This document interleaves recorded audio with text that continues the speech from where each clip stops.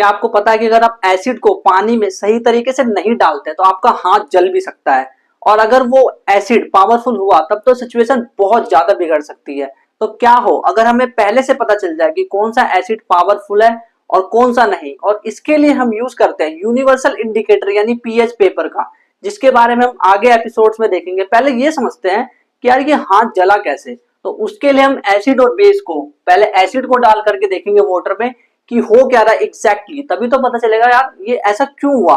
तो इसको हम डाल कर देखेंगे, एसिड को पहले वाटर में डालेंगे, और इसके लिए हम चलेंगे अपनी एनसीईआरटी की बुक में एक्टिविटी 2.8 में। और इस वाली एक्टिविटी में क्या दे रखा है, इन्होंने आपको एसिड लेने के लिए बोला है कि हाइड्रोक्लोरिक एसिड और सल्फ्यूरिक एसिड ले लो, और ग्लूकोज और अल्कोहल भी लेने को बोला है।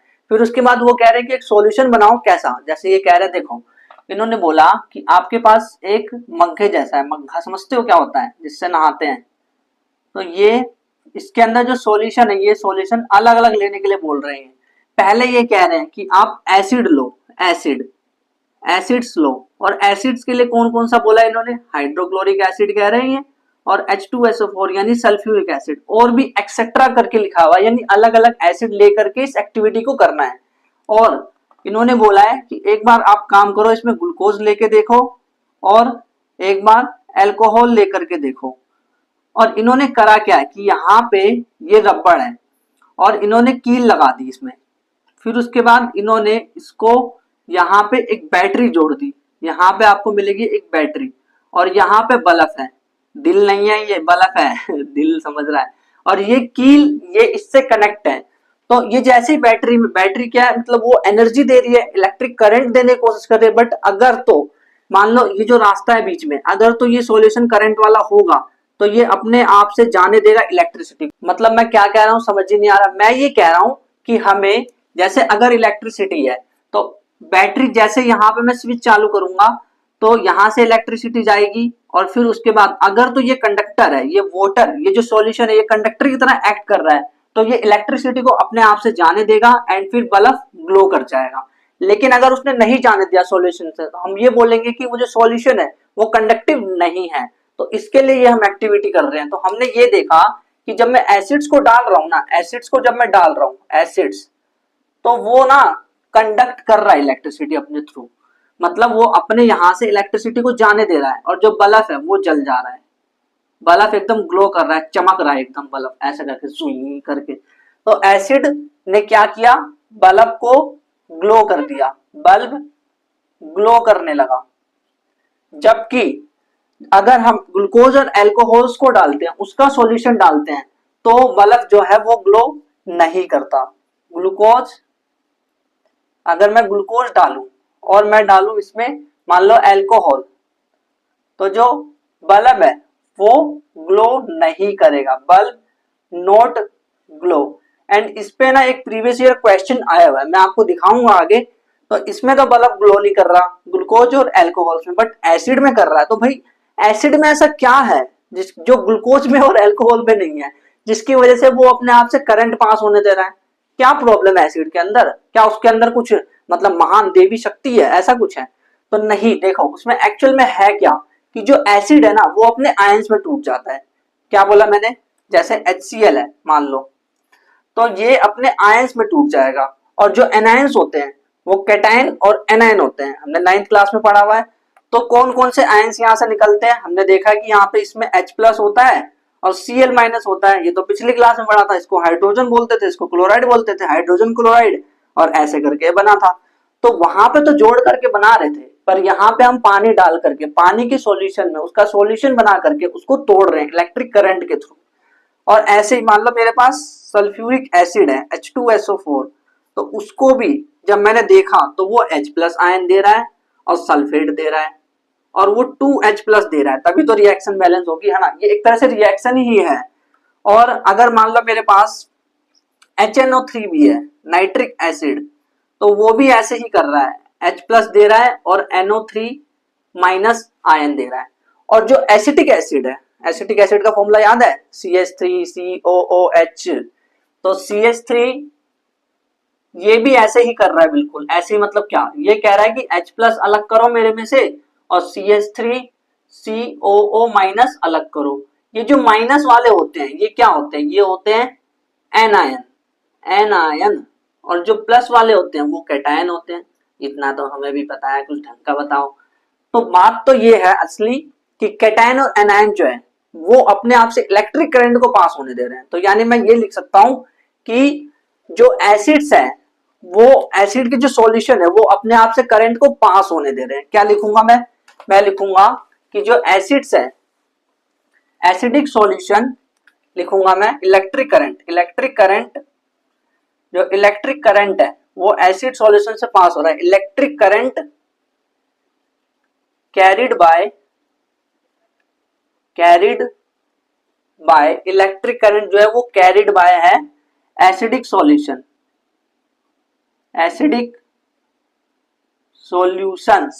और ये कौन कैरी कर रहा है, ये जो इलेक्ट्रिसिटी है ये कौन कैरी कर रहा है, मतलब किसकी वजह से इलेक्ट्रिसिटी जा रही है, वो जा रही है आयंस की वजह से, यानी H प्लस आयंस। तो मैं लिखूंगा electric current carried by acidic solutions by ions of acid.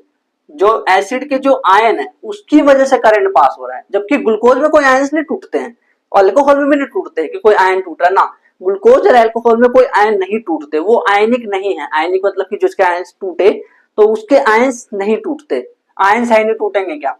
तो electric current carried by acidic solution bye ions of acid. अब देखो, अभी मैंने बताया था ना कि सब में एक चीज कॉमन थी।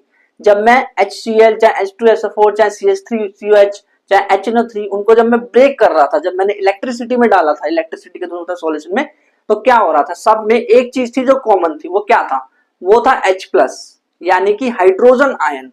तो जो हाइड्रोजन आयन है ना वो आपको सभी एसिड में मिलेगा।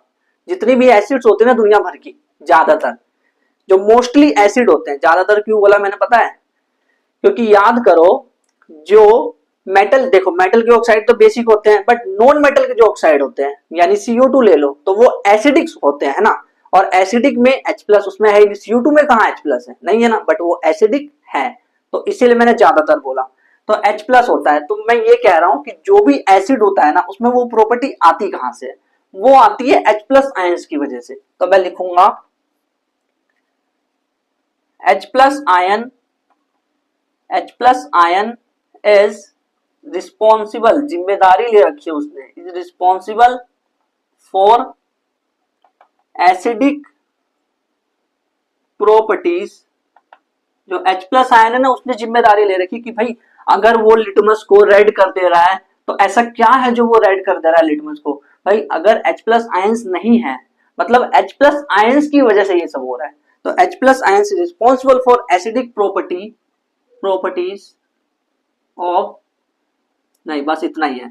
H प्लस आयन जो है वो रिस्पॉन्सिबल है एसिडिक प्रॉपर्टीज के लिए। जितनी भी एसिडिक प्रॉपर्टी कोई सी भी ले लो, जैसे आप पीछे जाके पढ़ोगे, जब एपिसोड 1 में जाओगे तो आप देखोगे जितनी भी रिएक्शंस हो रही थी ना, तो उसके पीछे कौन था, उसके पीछे किसका हाथ था, किसका पैर था, किसका पूरी बॉडी थी, तो वो थी H प्लस की, वो पूरा का पूरा H प्लस, उसी की वजह से ये सारी प्रॉपर्टी हो रही है, अदरवाइज नहीं होता ऐसा कुछ भी। अच्छा, फिजिकल प्रॉपर्टी भी जो होती है, जैसे कलर चेंज हुआ था चाहे किसी भी इंडिकेटर का, तो वो भी H प्लस आयंस की वजह से ही हुआ था। अब एग्जाम में एक सवाल आता है कि जब आपको HCl गैस जो है उसकी प्रिपरेशन कैसे करोगे। अगर मान लो बोला कि भाई HCl गैस बनाओ, तो कैसे बनाओगे उसको, तो उसके लिए आपको अब जाना पड़ेगा एक्टिविटी 2.9 में। ये एक्टिविटी 2.8 थी, तो अब चलते हैं एक्टिविटी 2.9 में, क्योंकि हमें ये देखना है कि जो HCl गैस है वो बनता कैसे है, किस तरह से बनता है HCl गैस। ये बहुत इंपॉर्टेंट टॉपिक है HCl गैस का बनना, क्योंकि यहां से क्वेश्चन अभी लेटेस्ट आया है 1-2 सालों के अंदर। पता नहीं इन टॉपिक से क्यों क्वेश्चन पूछ रहे हैं, बट फिर भी इंपॉर्टेंट है तो हम पढ़ेंगे। HCl गैस की प्रिपरेशन देखने वाले हम, तो हम लिखेंगे एक्टिविटी, डायरेक्ट लिख लो, प्रिपरेशन ऑफ HCl गैस, जो हाइड्रोजन क्लोराइड गैस है उसको हम बनाने जा रहे हैं।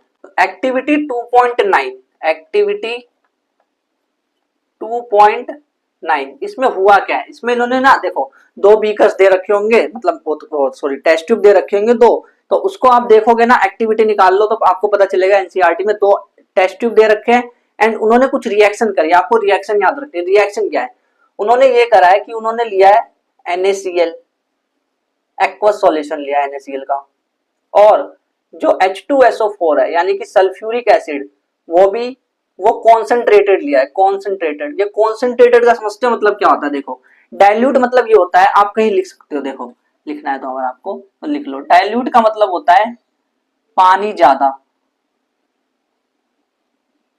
और कॉन्सेंट्रेटेड का मतलब होता है एसिड ज्यादा, एसिड ज्यादा। या फिर आप ऐसे कह सकते हो कि जो उसमें सॉलिड सॉल्वेंट होता है ना एक सॉल्यूशन में, हमें पता है, तो अगर सॉल्वेंट यानी पानी को मैंने ज्यादा कर दिया, सॉल्वेंट बेसिकली ज्यादातर पानी होता है, अगर सॉल्वेंट को ज्यादा कर दिया तो डाइल्यूट होगा, बट सॉल्वेंट कम और सोल्यूट ज्यादा हो गया, यानी कि मान के चलो चीनी ज्यादा हो गया, तो उसको हम बोलेंगे कॉन्सेंट्रेटेड। तो अगर मैंने बोला कॉन्सेंट्रेटेड H2SO4, इसका मतलब यह है कि ऐसा एसिड जिसमें कि पानी कम है, चाय में चीनी कम है, चीनी, तो H2SO4 उसमें कंसंट्रेटेड है, यानी कि पानी कम है तो H2SO4 ज्यादा है। ऐसा हमने इन दोनों की रिएक्शंस करा रहे हैं। तो होता क्या है इसमें, इसमें जो ये H है वो यहां आ जाता है, यानी कि, और जो ये है देखो Na जो है इधर चला जाएगा, तो वो बना लेगा Na2SO4, और ये होगा एक्वस सॉल्यूशन, एक्वस सॉल्यूशन। और ये बेसिकली आप ध्यान से देखो तो डबल डिस्प्लेसमेंट रिएक्शन हो रही है, ये जो है यहां आ जा रहा है और ये यहां आ जा रहा है, तो ये Na2SO4 बना लिया और ये बना लेगा HCl गैस, HCl गैस बन गई। बट अब हम एक काम करते हैं, जो HCl गैस है ना इसको टेस्ट करेंगे। अब टेस्ट कैसे करेंगे, तो हम एक काम करने जा रहे हैं क्या, कि जो HCl गैस है, अगर तो देखो टेस्ट करना है अगर इसको भी ये एसिड है या नहीं, तो हम क्या करेंगे लिटमस में रखेंगे इसको। पर हमारे पास दो तरह के लिटमस है, एक हमारे पास ड्राई लिटमस है, सूखा सूखा एकदम सूखा, अभी अभी धूप में सुखा के लेके आए उसको, तो ड्राई लिटमस है, ड्राई लिटमस लेंगे। अच्छा बताओ कौन सा रंग का लिटमस लेंगे जिसकी वजह से थोड़ा मतलब टेस्ट हो जाएगा, जल्दी पता चल जाएगा, वो टेस्ट हो जाएगा, क्या लेंगे हम? तो उसके लिए देखो ये रेड करेगा ना, अगर तो ये मतलब एसिड है, HCl अगर एसिड है, अभी हमें पता नहीं है कुछ भी कि जो गैस निकले वो HCl एसिड है नहीं, अभी हमें कुछ नहीं पता, ये पता लगा रहे हैं हम, तो उसके लिए हम उसको लिटमस में डालेंगे। अगर तो वो ब्लू को रेड कर देगा तो वो HCl गैस होगा, यानी कि एसिडिक प्रॉपर्टीज का होगा, तो हम यही करते हैं, यानी कि हम क्या करेंगे ड्राई लिटमस लेंगे ब्लू रंग का, क्योंकि हमने रेड लिया, सोचो अगर रेड ले रहे हो, रेड लेके देखो, रेड रेड अगर लोगे तो क्या होगा, एसिड आया अभी भी रेड है, पता चला कुछ फर्क नहीं, तो इसीलिए ब्लू ले रहे हैं, तो ब्लू लेंगे तो रेड हो जाएगा, इसीलिए ऐसा करना पड़ रहा है। तो हम क्या करेंगे ड्राई ब्लू लिटमस लिया हमने। अब जैसे ही मैंने ये लिया ना, तो मैंने क्या देखा कि कोई रिएक्शन ही नहीं हो रही, नो रिएक्शन, ये क्या भाई, मतलब ये एसिड नहीं है क्या? ऐसा कुछ नहीं है, देखो अभी यहाँ पे कुछ नई बात पता चलने वाली है हमें, ध्यान से देखना। अब मैंने क्या किया, इसी HCl को मैंने रख दिया मॉइस्ट मॉइस्ट लिटमस में, मॉइस्ट लिटमस और ब्लू रंग का ही लिटमस है अभी भी, उसमें रख दिया। तो हुआ ये एक रिएक्शन हो गई, मतलब कि जो रिएक्शन होने से फिर क्या हो, ब्लू जो है वो रेड हो गया, जो लिटमस ब्लू था अब वो रेड हो गया, रेड। तो क्या मैं इससे एक बात कह सकता हूं कि अगर ड्राई HCl गैस लोगे या फिर ड्राई एसिड लोगे, कोई सा भी एसिड, अगर आप ड्राई लोगे ना, कुछ कोई से भी एसिड को अगर आप ड्राई लोगे, तो वहां पे जो लिटमस है, लिटमस छोड़ो कोई सा भी इंडिकेटर है, उसका जो कलर है वो चेंज नहीं होगा। यानी कि जो एसिड है वो अगर सूखा है, यानी कि पानी नहीं है उसके अंदर, तो उसका कोई अस्तित्व नहीं है। यानी कि एसिड को पानी की जरूरत पड़ती है, पानी उसका दोस्त है, पक्का दोस्त नहीं कहेंगे, फैमिली का मेंबर है अच्छा खासा, बिल्कुल पिता की तरह है। अगर मान लो मतलब किसी के फादर नहीं है तो उसको कैसा लगेगा, तो वैसा ही एसिड को लगता है जब उसका ड्राई लिटमस हो जाता है, यानी कि वो उसके लिए फादर है एक तरह से, जो पानी है वो उसके लिए फादर है भाई, वो इंपॉर्टेंट है, बिना पानी के उसका जो एसिड है कोई अस्तित्व नहीं है। मतलब वो बोलते हैं ना कि बिना तेरे मैं कुछ नहीं, तो भाई एसिड जो है पानी को ऐसे बोल रहा है, कह रहा है कि बिना तेरे मैं कुछ नहीं हूं, तो ऐसा होता है, क्योंकि जो HCl है उसका अस्तित्व जब ही होगा जब वहां पे पानी होगा, थोड़ा सा मॉइस्चर यानी पानी, तो अगर पानी होगा तभी कोई अस्तित्व होगा, अदरवाइज नहीं हो सकता। तो मैं ये लिखूंगा कि H plus ions, H plus ion from HCl molecule जो H प्लस आयंस है, जो HCl से जो H प्लस आयन आ रहा है ना, उसकी बात हो रही है। तो H plus ions from HCl molecule can not occur in absence of water, absence of water. यानी मैंने लिखा क्या है, मैंने ये लिखा है कि देखो, मैंने भी थोड़ी देर पहले ये बोला था ना कि जब तक H प्लस नहीं होगा ना, तब तक उसका एसिड का कोई अस्तित्व नहीं होगा। बट H प्लस आयंस होने के लिए कि वो H प्लस हो, मतलब कि अगर वो जब तक वो टूटेगा नहीं तब तक H प्लस कहां से आएगा भाई। तो H प्लस आयंस आने के लिए वाटर का होना इंपॉर्टेंट है। अब समझ आया क्यों मैं कह रहा हूं कि वाटर इज लाइक फादर, क्योंकि अगर वाटर नहीं हुआ ना तो H प्लस आयंस नहीं आएंगे। यानी कि HCl गैस, चलो कोई सी भी एसिड ले लो, तो अगर वाटर में नहीं डाला उसको तो भाई H प्लस आयन अलग नहीं हो पाएंगे, एंड H प्लस आयन अलग नहीं हो पाएंगे तो प्रॉपर्टीज कहां से आएगी। अभी तो यही देखा था हमने कि H प्लस आयन जब होगा तभी तो प्रॉपर्टी दिखाएगा, अदरवाइज नहीं दिखा सकता। तो हमने लिखा H plus ion from HCl molecule can not occur in absence of water. अब होता क्या, ध्यान से देखना, जो HCl है, HCl वो जब ना वाटर में जाता है ना, वाटर के अंदर, तो वो बनाता है H प्लस और Cl माइनस।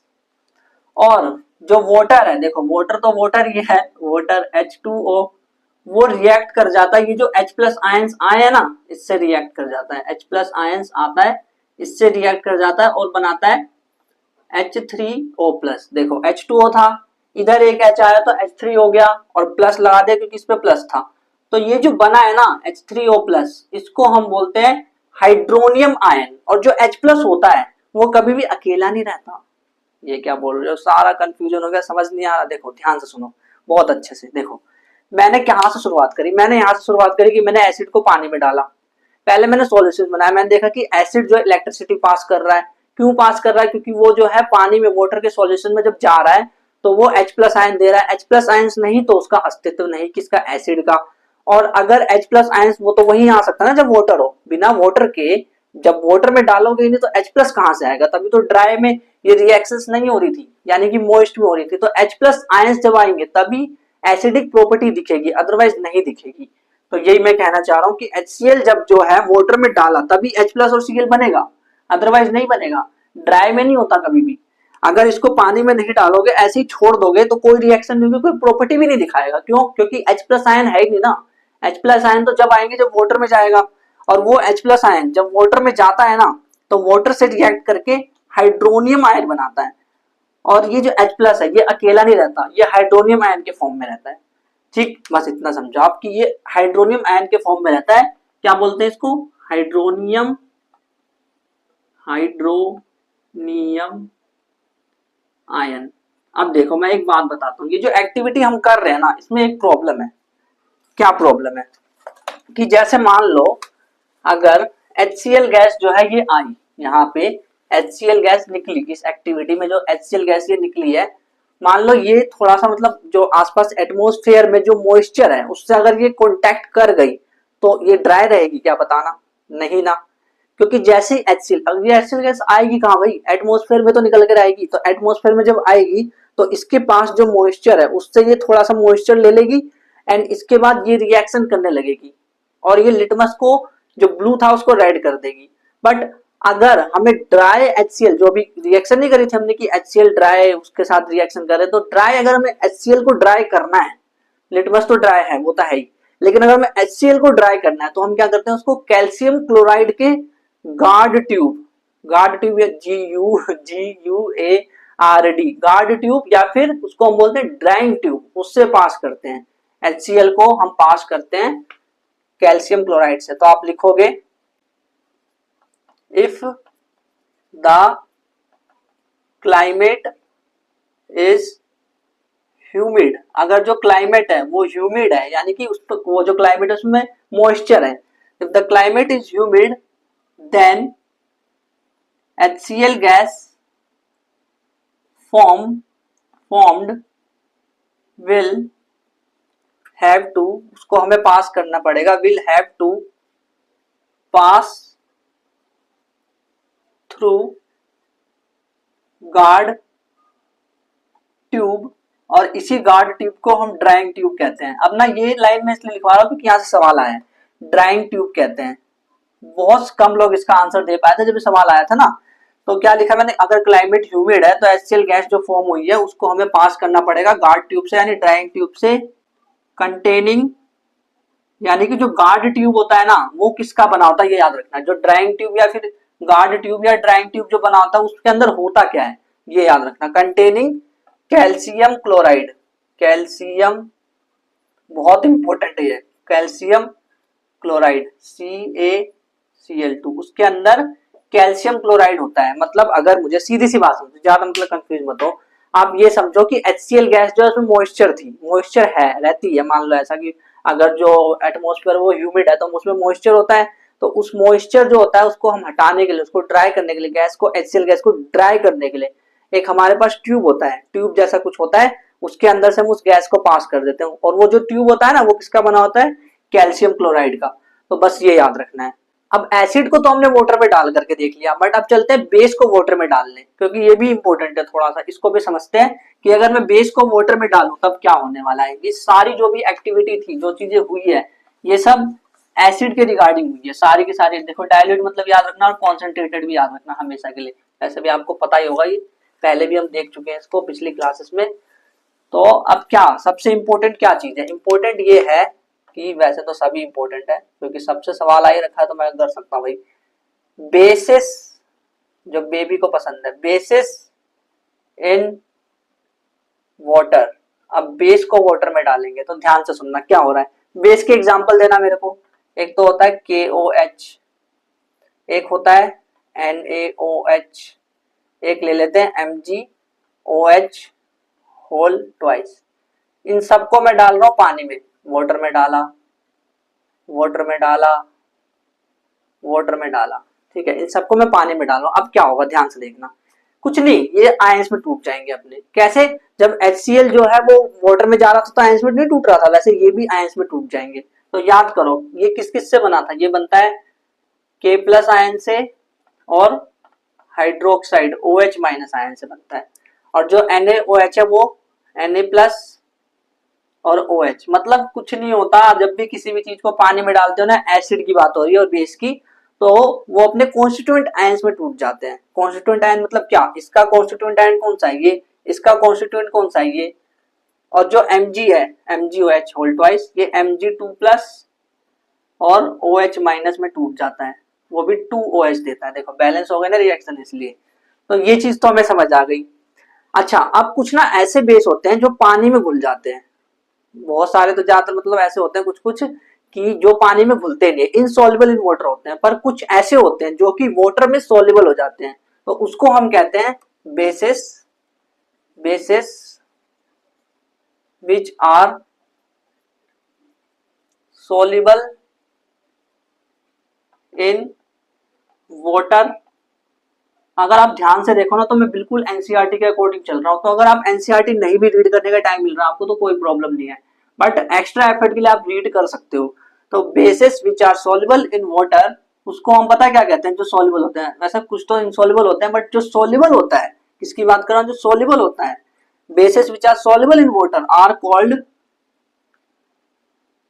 आलू काली, अल्कली लिखा है, आलू काली नहीं लिखा, अल्कली। तो अल्कली क्या होता है, अल्कली एल्कलाइन सॉल्यूशन बोलते हैं कभी कभी, क्योंकि एंड लिख देता हूं, and the solution is called, and the solution is called alkaline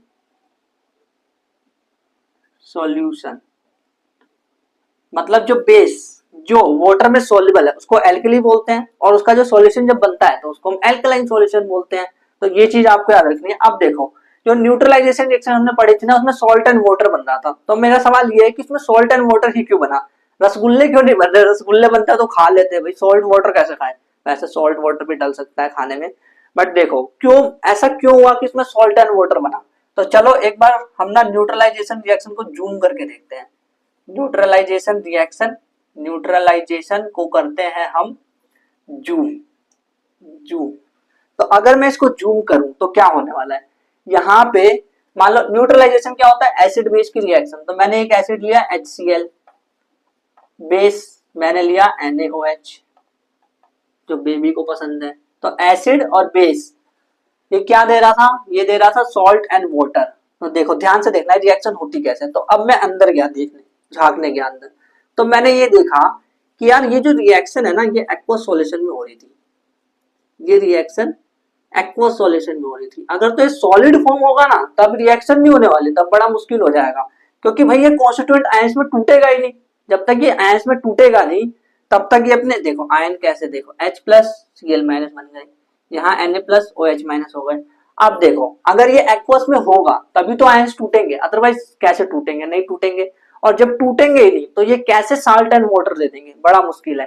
तो इसीलिए हम क्या करने जा रहे हैं, इसके जो आयंस है उसको एक्सचेंज करने जा रहे हैं। और exchange of ions is called, कौन से रिएक्शन बोलते हैं उसको, कमेंट में बताना इसका आंसर, कौन से रिएक्शन बोलते हैं उसको, हमने पिछले चैप्टर में पढ़ा है। HCl और NOH, तो ये अपने आयंस को एक्सचेंज कर लेगा। ये बोलेगा मैं इधर आ रहा हूं, ये बोलेगा मैं इधर आ रहा हूं। तो अगर Na इधर जाएगा तो ये बन जाएगा NaCl, क्योंकि Na प्लस और Cl माइनस है ना, इसीलिए प्लस ये H जो है इधर आ गया, तो ये H प्लस और OH माइनस ये दोनों जुड़ जाएंगे। तो H प्लस और OH माइनस जब जुड़ जाता है तो वो बनाता है वाटर, H2O। और ये जब जुड़ गए तो इन्होंने बनाया NaCl, और जो NaCl है वो सॉल्ट है, सॉल्ट, और ये क्या है, वाटर। तो इस तरह से हम ये जो रिएक्शन है इसको जूम करके देख सकते हैं, क्योंकि अब हमें पता चल चुका है ना कि वो अपने कॉन्स्टिट्यूएंट आयंस में कैसे ब्रेक हो रहा है। तो हमने जूम करके देख लिया कि न्यूट्रलाइजेशन रिएक्शन में हो क्या रहा है एक्चुअल में, ये चीज हमें पता चल गई।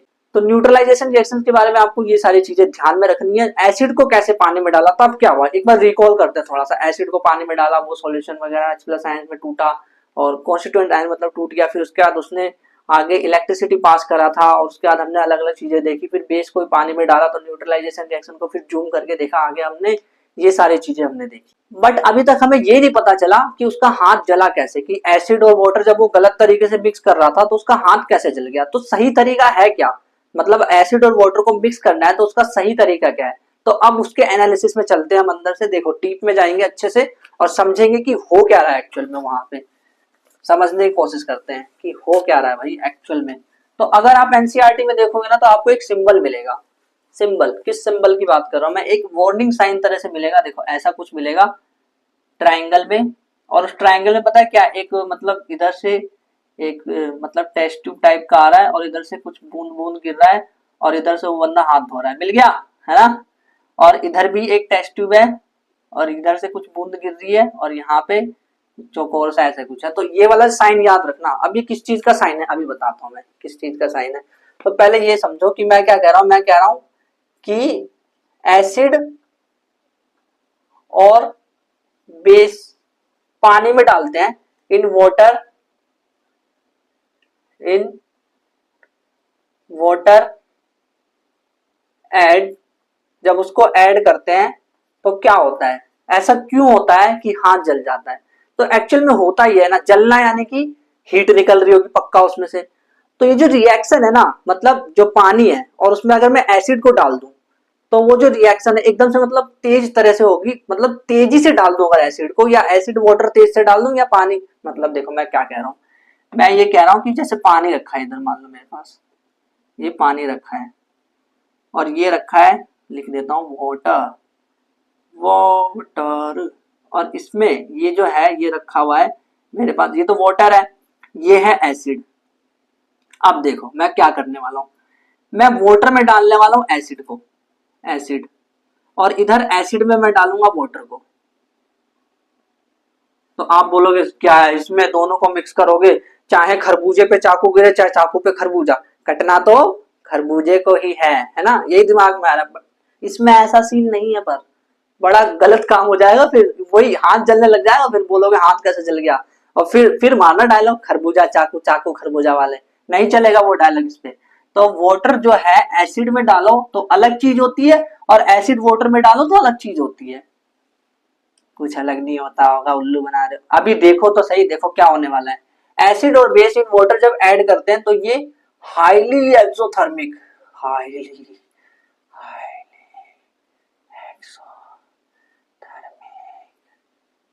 मतलब बहुत ज्यादा एक्सोथर्मिक रिएक्शन होती है ये एक्चुअल में, एसिड और बेस को जब वाटर में ऐड करो तो, या फिर कुछ भी मतलब उल्टा भी करो तब भी। तो एक्चुअल में हम करते क्या है, यहाँ पे हमें जब करना है क्या करना है, हमें क्या करना है कि ऐड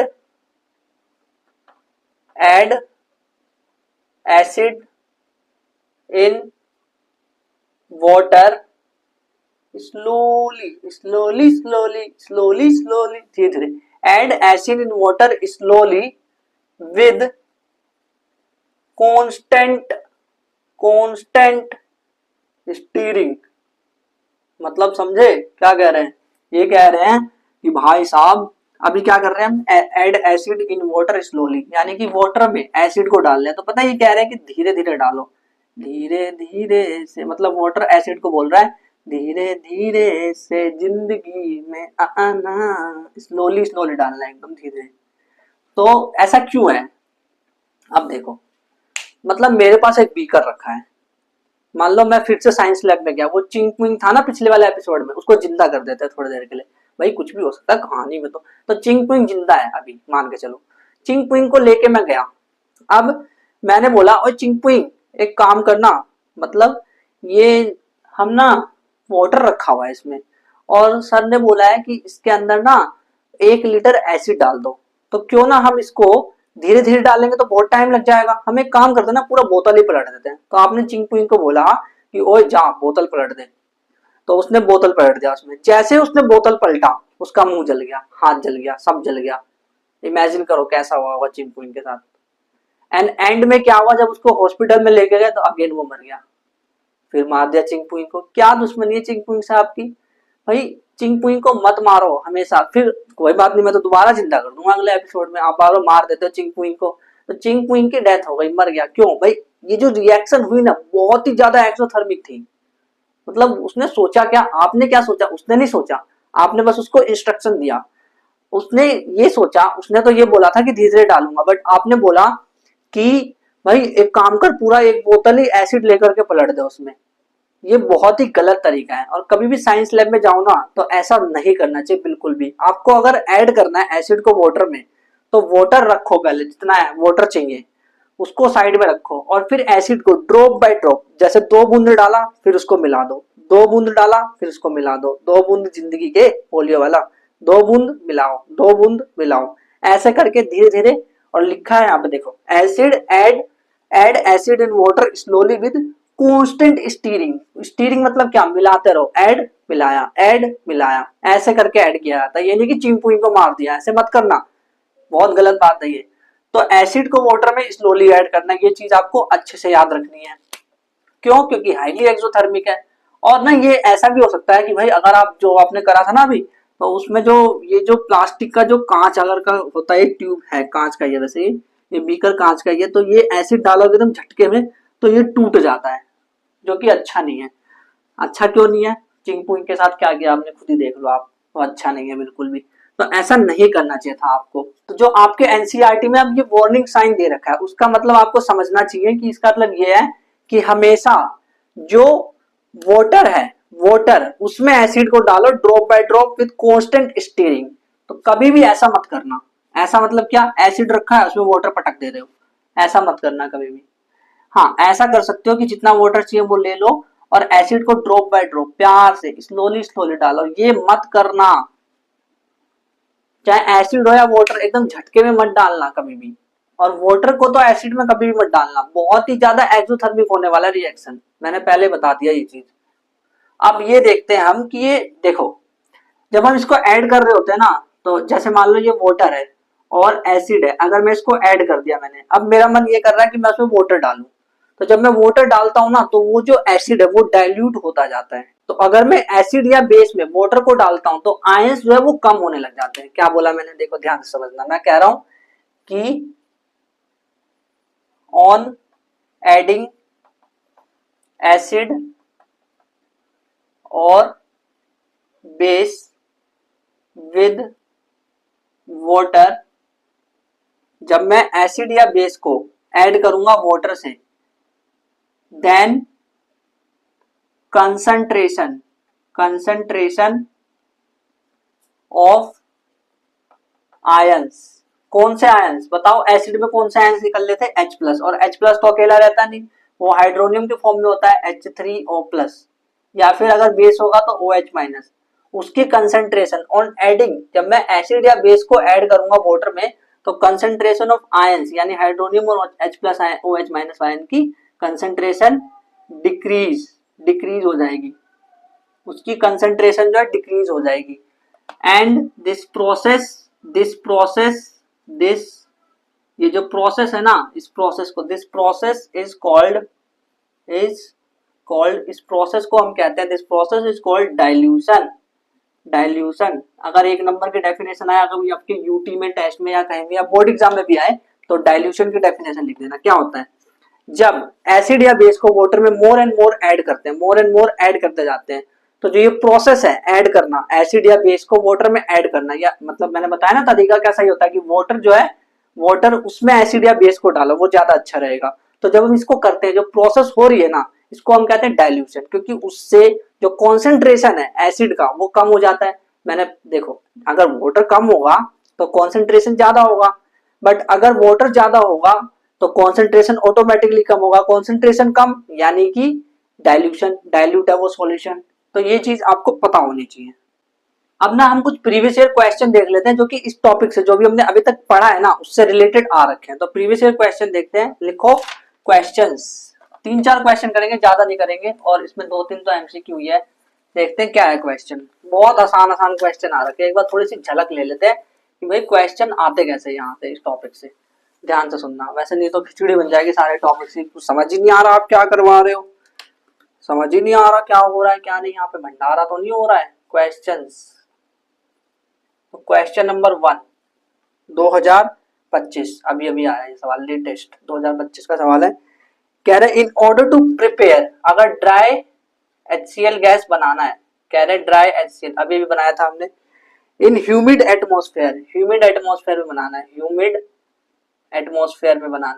एटमॉस्फेयर दे रखा है, उसमें ड्राई HCl गैस बनाना है। तो ये कह रहे हैं ड्राइंग ट्यूब, जो ड्राइंग ट्यूब होता है या फिर गार्ड ट्यूब लिख रखा है, दोनों ही लिख रखा है एक साथ, गार्ड ट्यूब। तो उसमें हम किसका यूज करते हैं, तो option A, option B, option C, option D. तो इन्होंने वर्ड में लिख रखा है, बट मैं इसको फॉर्मूले के हिसाब से लिख देता हूँ, क्योंकि फॉर्मूला तो आपको पता ही होगा। ये कैल्शियम क्लोराइड दे रखा है ऑप्शन में, कैल्शियम ऑक्साइड दे रखा है ऑप्शन में, कैल्शियम हाइड्रोक्साइड दे रखा है ऑप्शन में, और कैल्शियम कार्बोनेट दे रखा है। तो इसका आंसर क्या है, इसका आंसर जल्दी से बताओ, कमेंट कर दो इसका जल्दी से, फटाफट कमेंट कर दो भाई, पता चल जाएगा, क्योंकि अभी भी तो करा था हमने इसको, तो कोई नई चीज तो है नहीं जो मैं बताऊं इसको। अब देखते हैं क्वेश्चन नंबर 2 क्या है। Question number 2, assertion reason. देखो डरना मत असर्शन रीजन क्वेश्चन से, बस बिकॉज लगा देना और ध्यान से टॉपिक को ध्यान से समझना जो जिसकी बात कर रहे हैं। असर्शन में कह रहे हैं कंसंट्रेटेड HNO3 यानी कि concentrated nitric acid is diluted by adding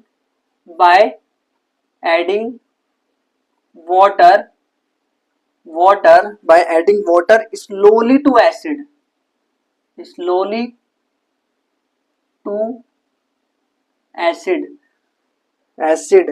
with constant stirring। तो भाई ये वाला स्टेटमेंट सही है क्या, सोचो। कह रहे हैं कि कॉन्सेंट्रेटेड HNO3 को डाइल्यूटेड जब हम करते हैं, डाइल्यूशन यानी वाटर ऐड करना, तो स्लोली करना चाहिए, एसिड विद कांस्टेंट स्टीयरिंग। सोचो सही है कि गलत। और रीजन में कह रहे हैं कॉन्सेंट्रेटेड एसिड, क्योंकि कॉन्सेंट्रेटेड एसिड इज, जो कॉन्सेंट्रेटेड एसिड होता है वो इजीली सोल्यूबल होता है, इजीली सोल्यूबल इन वाटर। देखो ये वाला पढ़ना और इसमें बिकॉज लगाना और सोचना कि ये इसका, तभी आपको पता चल जाएगा कि रीजन है। देखो concentrated nitric acid is diluted by adding water slowly to acid with constant stirring. सही बात है। तो हमने अभी भी देखा कि कांस्टेंट स्टीयरिंग करते हैं, यानी कि पहले ड्रॉप बाय ड्रॉप ऐड करेंगे फिर मिलाएंगे, ड्रॉप ऐड मिलाया, ऐसे करते हैं। सही बात है ये तो। रीजन क्या कह रहा है, रीजन कह रहा है देखो क्योंकि ऐसे ऐड करते हैं हम इसको कांस्टेंट स्टीयरिंग से, क्योंकि जो कॉन्सेंट्रेटेड एसिड होता है वो इजीली सोल्यूबल होता है वाटर में। मैंने ऐसा कुछ बताया क्या आपको? देखो सोल्यूबल है वो तो अच्छी बात है, लेकिन ये क्या इसका रीजन है क्यों इसको हम धीरे धीरे ऐड करते हैं, ये बताओ मेरे को पहले कि जो एसिड है उसको हम वाटर में धीरे धीरे ड्रॉप बाय ड्रॉप क्यों ऐड करते हैं? भाई क्योंकि चिंगपुइंग की बात याद करो, चिंगपुइंग क्या था, अगर वो उसने सारा एसिड एक साथ डाल दिया था, क्योंकि अगर मैं सारा डाल दूंगा तो वो एक्सोथर्मिक रिएक्शन होगी, हाईली एक्सोथर्मिक, ये है इसका एक्चुअल रीजन। बट इन्होंने कहीं लिखा ही नहीं। अगर ये ऐसे लिखते कि concentrated acid adding in water if not added slowly then it is highly exothermic, ऐसा कुछ लिख देते तो मैं मान जाता, या फिर हाईली एक्सोथर्मिक जैसा कुछ मिल जाता मेरे को तो मैं मान जाता। तो भाई देखो बात तो सही है कि concentrated acid is easily soluble in water, but ये इसका रीजन नहीं है। तो असर्शन भी सही है, रीजन भी सही है, बट ये इसका रीजन नहीं है। दोनों ट्रू है, ए और आर ट्रू है, but R is not reason, not reason of A, पर जो आर है वो ए का रीजन नहीं है, क्योंकि हाईली एक्सोथर्मिक की तो बात ही नहीं कर रहे इसमें, अगर करते तभी तो बोलते। तो अब देखते हैं क्वेश्चन नंबर 3। क्वेश्चन नंबर 3 भी ऑप्शन वाला ही है। अच्छा सारे ऑप्शन वाले क्वेश्चन, अभी 2 क्वेश्चन है जो ऑप्शन वाले हैं, उसके बाद फिर हम चलेंगे अगले टॉपिक के। 2 क्वेश्चन हो रहे हैं ऑप्शन वाले, बहुत आसान आसान क्वेश्चन है। क्वेश्चन नंबर 3, क्वेश्चन नंबर तीनवा, बल्ब ग्लो इन डाइल्यूट। देखो क्वेश्चन नंबर 3 है, कह रहे हैं बल्ब किस में ग्लो करेगा, 2022 का सवाल है, 22 का शायद, देखो 2022 ही लिखा है। तो ये जो सवाल है 2023 का जो सवाल है, कह रहे हैं bulb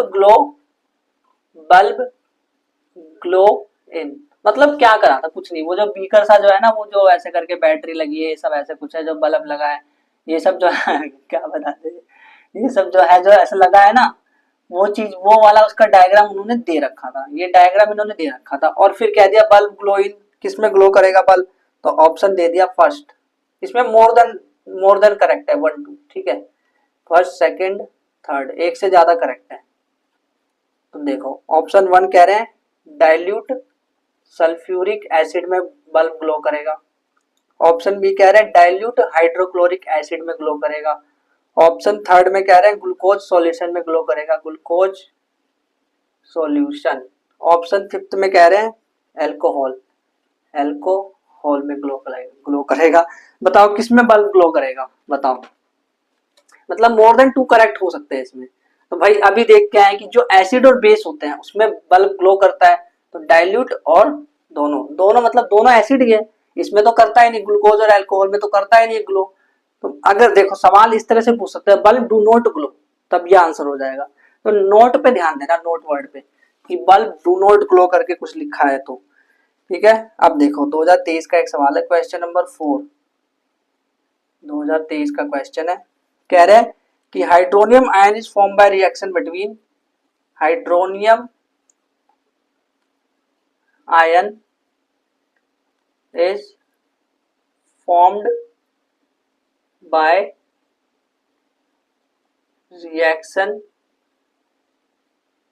between option A, option B, option C, option D, KBC चल रहा है। ऑप्शन ए है सोडियम हाइड्रोक्साइड एंड वाटर, इनके बीच में रिएक्शन होगी तो हाइड्रोनियम आयन फॉर्म होगा, यस और नो। या फिर कैल्शियम क्लोराइड होगा मान लो मेरे पास, और वाटर होगा, तब जाकर के मतलब हाइड्रोनियम आयन बनेगा, ये बताना है। या फिर हाइड्रोजन क्लोराइड गैस होगी और वाटर होगा तब हाइड्रोनियम बनेगा। या फिर मेरे पास इथेनॉल होगा, इथेनॉल एंड वाटर, तब हाइड्रोनियम बनेगा। बताओ हाइड्रोनियम आयन कब बनेगा, सोचो बताओ।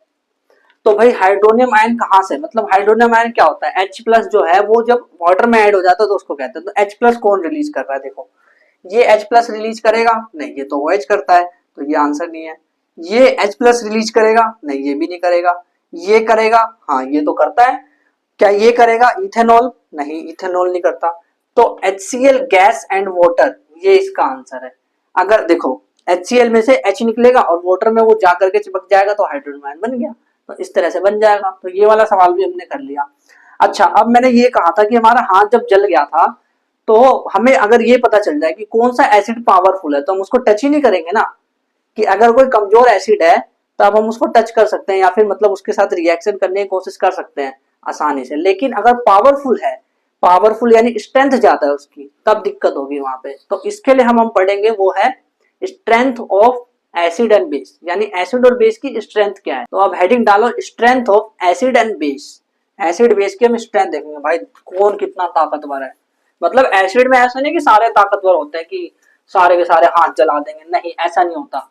कुछ कुछ ऐसे होते हैं जो पावरफुल होते हैं, स्ट्रॉन्ग होते हैं, बट कुछ कुछ स्ट्रॉन्ग नहीं होते हैं। तो हम देख लेते हैं स्ट्रेंथ ऑफ एसिड। और स्ट्रेंथ ऑफ एसिड को कैलकुलेट कैसे करेंगे कि कौन कितना ज्यादा स्ट्रेंथ, इसकी स्ट्रेंथ किसकी ज्यादा है, कौन कितना ताकतवर है। जैसे हम एग्जाम में तो हम ये देख लेते हैं कि किसके मार्क्स ज्यादा है तो वो उतना ज्यादा अच्छा बच्चा है, उतना ज्यादा ठीक है, उसका वो क्राइटेरिया हो गया। लेकिन स्ट्रेंथ का क्या क्राइटेरिया है, कौन ताकतवर होगा कौन नहीं, वो देखा जाएगा। तो टॉपिक लिखो strength of acid and base. जो एसिड और बेस है उसकी स्ट्रेंथ की बात करते हैं। तो देखो एसिड, कुछ एसिड ऐसे होते हैं स्ट्रॉन्ग होते हैं, कुछ नहीं होते। और बेस की बात इधर करेंगे। तो देखो मैं बात कर रहा हूं पहले कि कौन कौन से एसिड है जो कि स्ट्रॉन्ग है। स्ट्रॉन्ग एसिड, कौन कौन से एसिड है जो कि स्ट्रॉन्ग है। तो देखो अगर मैं HCl लूंगा, HCl मतलब समझ रहे हो हाइड्रोक्लोरिक एसिड, ये स्ट्रॉन्ग है। इन सबके नाम तो हमने पहले लिख रखे हैं। और H2SO4 ये भी स्ट्रॉन्ग है भाई। HNO3 ये भी अच्छा खासा स्ट्रॉन्ग है। अब मैं इनको स्ट्रॉन्ग क्यों बोल रहा हूं, ऐसा क्या है। देखो एसिड की जो प्रॉपर्टी होती है किसकी वजह से होती है, H प्लस आयन की वजह से। तो अगर H प्लस आयन ज्यादा निकलेंगे ना तो मैं बोलूंगा वो बहुत पावरफुल है। यानी कि इन सबकी खास बात क्या है कि मोर H प्लस आयंस रिलीज करते हैं, इसीलिए तो मैं इसको कह रहा हूं स्ट्रॉन्ग एसिड, ये तो मैं बोलता ही नहीं। अब लेस, जो less ion, H plus ion जो लेस देगा उसको हम बोलेंगे वीक एसिड। तो जो वीक एसिड है वो कौन कौन है, एग्जांपल देख लेते हैं उसका। देखो अभी अभी हमने पढ़ा था ना वो CH3 COOH, तो इसको हम क्या बोलते हैं एसिटिक एसिड। और एक होता है लैक्टिक एसिड। लैक्टिक एसिड किसमें होता पता है, हैं? Lactic acid. और जितने भी ये ऑर्गेनिक एसिड है, ऑर्गेनिक एसिड यानी जो भी खाने पीने वाली चीजों में पाए जाते हैं वो सारे के सारे ऑर्गेनिक एसिड हो गए वो सब।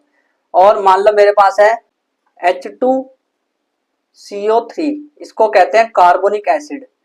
ये जो एसिड है ना ये सारे के सारे ये वीक एसिड है। क्यों, क्योंकि इसमें less H plus ions are release. किसमें रिलीज भाई, वाटर में जब ये जाएगा ना तो H प्लस आयन बहुत कम रिलीज करने वाला है ये। अब देखते हैं बेस, बेस में भी ऐसा होता है, कुछ स्ट्रॉन्ग होते हैं कुछ वीक होते हैं। तो स्ट्रॉन्ग वाले देख लेते हैं। स्ट्रॉन्ग बेस, कौन से बेस है जो स्ट्रॉन्ग है एकदम ताकतवर, ढुई करके ताकतवर कौन है। तो स्ट्रॉन्ग बेस है वो है KOH, NaOH, कैल्शियम हाइड्रोक्साइड। ये इसीलिए ये स्ट्रॉन्ग है क्योंकि इसके जो OH माइनस आयन है वो बहुत ज्यादा रिलीज करते हैं। मोर OH माइनस आयंस रिलीज, मतलब H प्लस आयन जो है OH वाले वो आयंस बहुत ज्यादा रिलीज होते हैं, इसीलिए ये स्ट्रॉन्ग बेस है।